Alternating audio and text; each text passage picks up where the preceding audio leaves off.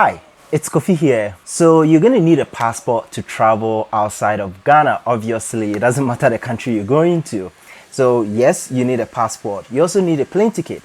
In my case, I decided to go with Rand Air. That's the airline of Rwanda.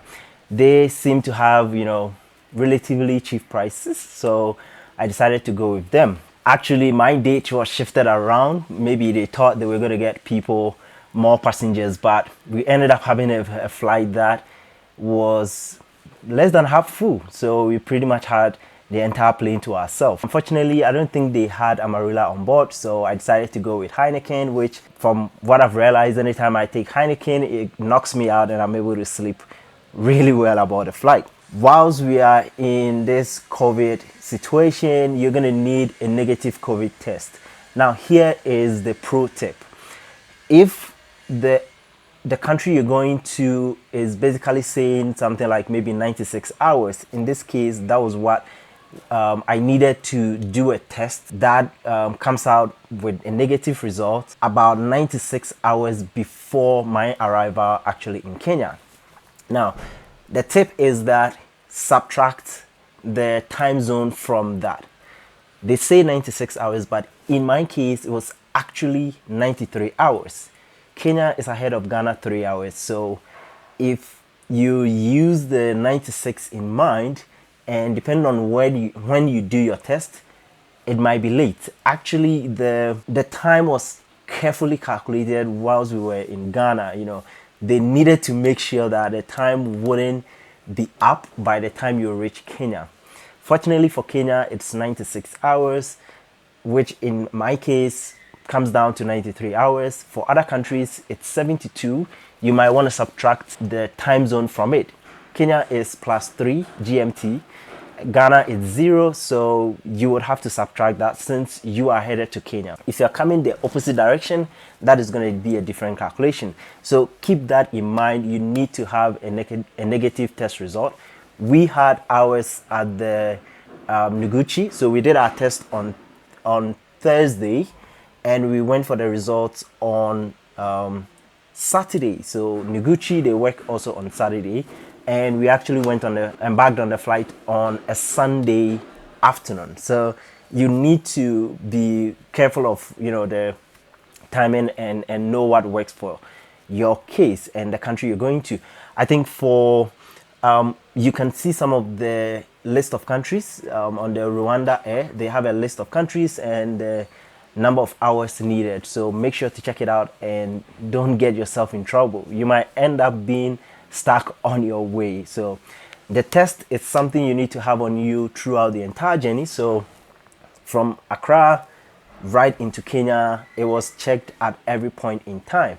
Rwanda Air means we went through Rwanda, and even the transit, they checked all of that. So make sure you have your negative test result with you at all times, and the time should also be something within the range the country you're going to accept. In Kenya's case, it was 96 hours. In my case, since I'm coming from Ghana, ended up being 93 hours. You also obviously need to be wearing your face masks throughout. With your Ghana passport, you basically get the opportunity to come to a country like Kenya and enjoy up to 90 days of stay as a tourist, which is an amazing thing. I think something similar also applies to when going to South Africa. In my case, I was really honored when at the Kenyan immigration, I went to the other passport section, said I'm from Ghana, and the guy was like, Ghanaian passport. I'm like, yeah. He literally told me to join the Kenyan's queue. So with my Ghanaian passport, I had to join the Kenyan's section, which was an honor, like to be considered a Kenyan simply by virtue of my passport. Reminded me of the this comedy by Trevor Noah about when you are an American and you're coming back to America, they are like, welcome, sir, they salute you and all that. If you're a non-American, they talk to you like... As Americans, you walk through to the U.S. citizens line, and they welcome you back like you on some secret mission. And it's like, welcome home, sir. You know?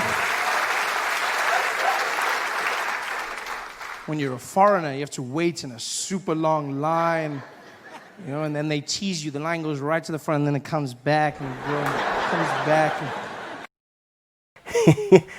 In my case, it was amazing. You know, the reception was fantastic. In my case, I also was traveling with a Kenyan, so whenever we got to areas I couldn't speak the Swahili, he would pick it up and then try to, you know, make things easier for me. If you're traveling with somebody who is a native, that can help sometimes and make the process easier for you. The person I actually came with made arrangements so that we will be picked up from the airport. So from the airport to where we went, which is the Kiambu County, we actually paid about 3,000 shillings, which is in Ghana cedis about 150 cedis. Well, it's quite a distance, so paying that amount is understandable. But if you want to have a peace of mind, you can make arrangements like that so that it will take you to wherever you want to go. And doing the arrangements ahead of time can save you some cost, because when you get to the airport, just like in Ghana, somebody is definitely going to come up and be like, oh, you want a cab or something, and their prices they're going to charge you is something you might not be aware of how expensive it is. I think the calculation is that 1,000 shillings is like 50 cedis. So I have that rough estimate in mind and just moving around with that. So we paid 3,000 shillings, which was about 150 cedis. So make arrangements for your cab if that is possible ahead of time. If you're coming with somebody who knows the area, that can also be helpful so that you can get, they call it insider info, before you get on the ground. When it comes to accommodation, be ready to spend about, you know, upwards of $300 if you want a place like what I have here. It's not big, it's not, you know, extremely luxurious or anything, but it's gonna cost you to get a place like this, because if you're looking to maintain your sanity, your peace of mind, and ensure you have a bit more security, especially if you're coming with a ton of stuff, gadgets and all that, you would want to have a place that you can sleep and sleep well and have no issues at all. And that's gonna cost you a bit. Be willing to spend about $300 upwards if you want to get a neighborhood like what I have here. You can find options like that on Airbnb. There's a ton of options like that. So if you happen to have a good host like I currently have, that will be an icing on the cake for you. When it comes to data, somebody like me, I need to be online, I need to be connected. It's part of my work to communicate and stuff like that. So you need internet access. I decided to go with Safaricom. From all that I heard, it's relatively expensive, like MTN in Ghana, but you get reliable network and the coverage is wide enough. So I got myself a Safaricom and actually bundled on my phone, but my Airbnb host actually has Wi-Fi included, so I'm currently on the Wi-Fi and using it on my phone and laptop. If you get a Wi-Fi option at where you be staying, that's amazing, but get something that when you're on the go on your mobile phone, you still can also send messages and whatnot. That might be useful in my case. The last but not least, I would like to tell you to do when coming to Kenya or when you arrive in Kenya is actually to get M-Pesa. So, well, M-Pesa or something like that. It's like Momo from MTN in Ghana. I'm using a lot of Ghana comparison. So mobile money transfers and stuff like that. M-Pesa actually goes beyond that, and I think Kenyans have sold their soul to M-Pesa in general, because wherever you go, there is M-Pesa. You walk into a Samsung shop and there's M-Pesa agent there. I'm like, why? They are everywhere. It's crazy, and they pay everything with M-Pesa, like literally everything. So you come around, like in my case with my debit card, you know, swinging it around thinking I'm gonna get ATMs everywhere to make transactions. We had to drive like 10 kilometers to get the nearest ATM to use, but everywhere there's M-Pesa. Like everything is using M-Pesa here. So you might want to get one, and actually getting it is not difficult. Just send in your passport and they would activate it for you instantly. Like it's that. So that's been my journey, you know, coming to Kenya for the first time. So far I'm here just a few hours, so I'm not even I think just about 24 hours old here in Kenya, but I'm yet to explore and see what Kenya has to offer, and we'll definitely share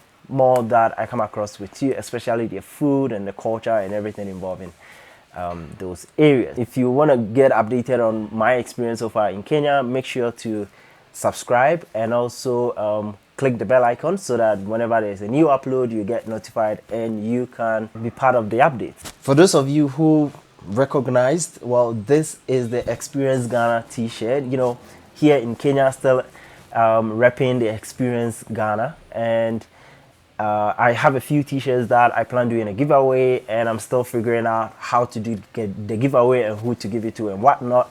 I left a bunch of them in Ghana, so you will still be able to get it easily if you're in Ghana. Experience Ghana today, and make sure to find the link in the description to the webpage where you can read and find more videos and pictures about some of the experiences I share about Ghana on my YouTube channel. Hopefully we might do an Experience Kenya as well. So thank you for joining me in this one, and I hope to come your way with another pretty soon. Bye. They say Asante, right? Yeah, Asante. Asante is actually a kingdom in Ghana.